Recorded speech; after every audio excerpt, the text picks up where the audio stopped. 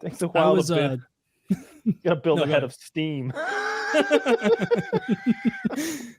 A steam-powered vibrator. I was talking to someone today, and they didn't know the saying "cutting the mustard." Really? I was like, "Yeah, I don't know about that one. That one doesn't exactly cut the mustard." And he had no idea what I was fucking talking about. You know, he is kind of right. It's a phrase, I know what it means, but it's not intuitive. Is it? Okay. I guess not, but I feel like it's a common usage. Is that Yes. I feel like everyone should know. It is common usage. I don't know what it means though. Like, are you cutting a sandwich with mustard on?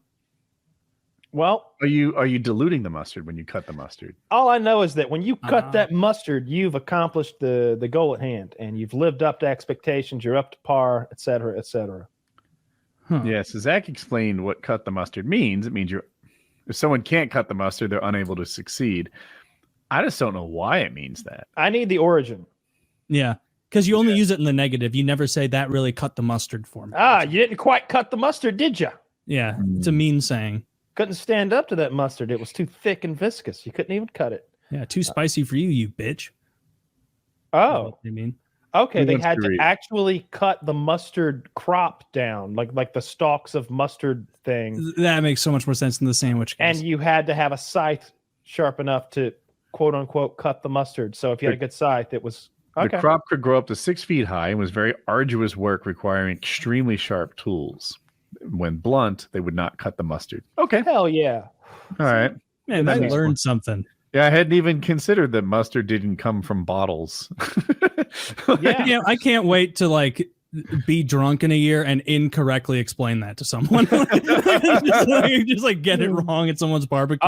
No, that's what it is. I thought mustard was born in a bottle and started there. Well, I know you grind mustard seed and add vinegar and salt and water or something, and then you make mustard. Are there things, Kyle, that you could buy? This is food that you could buy, but you consider just not to be made at home. There's lots of other products that you consider not for home construction. You don't make cars at home. You don't make many iron parts. You don't there's a lot of things this requires a big manufacturing facility to do right. Yeah. Are there cooking items that you think describe that too? That are which side of it? The side of it where you should just go buy this? Or this is too much to be manufactured at home. Cooking this is too... Pasta is maybe pretty difficult to make.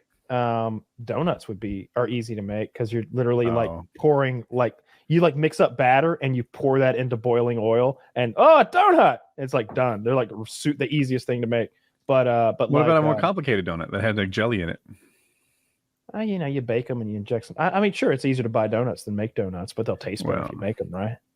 I think that there are some things where there's no advantage. So ketchup is one. Ketchup has been perfected.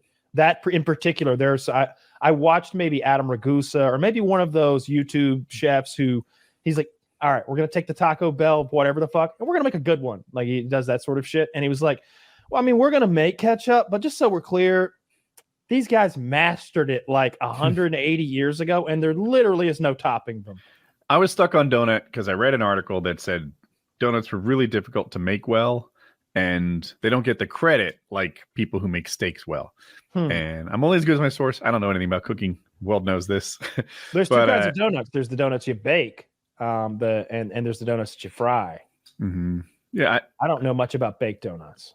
Baking in general is a different kind of cooking. Is there something, an Indian food, a curry, something you're just no, to buy ingredients and create that is not something you do at home?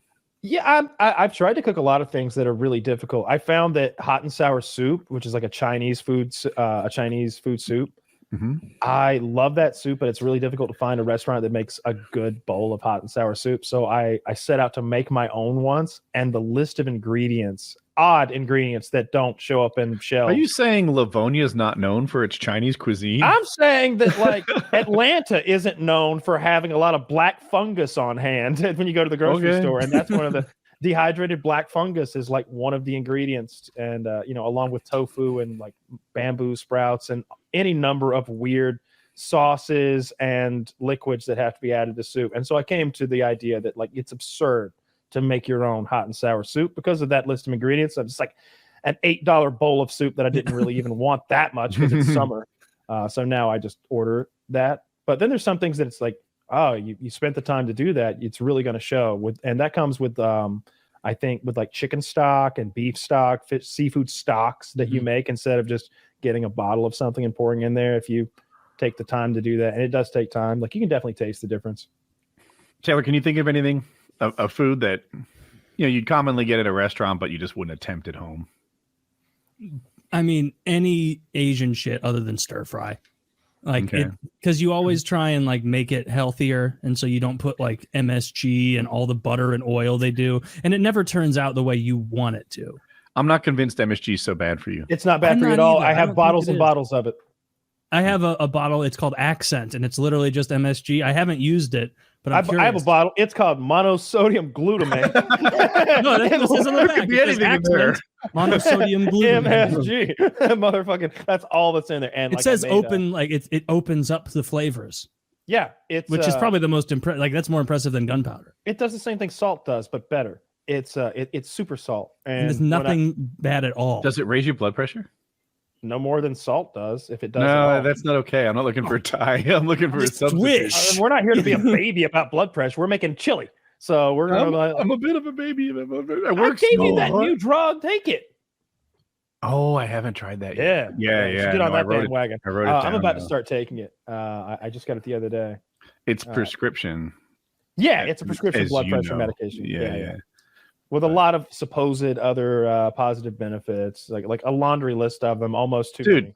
I love it when drugs do that. They're like, "Oh, do you have high blood pressure? This is the drug for you."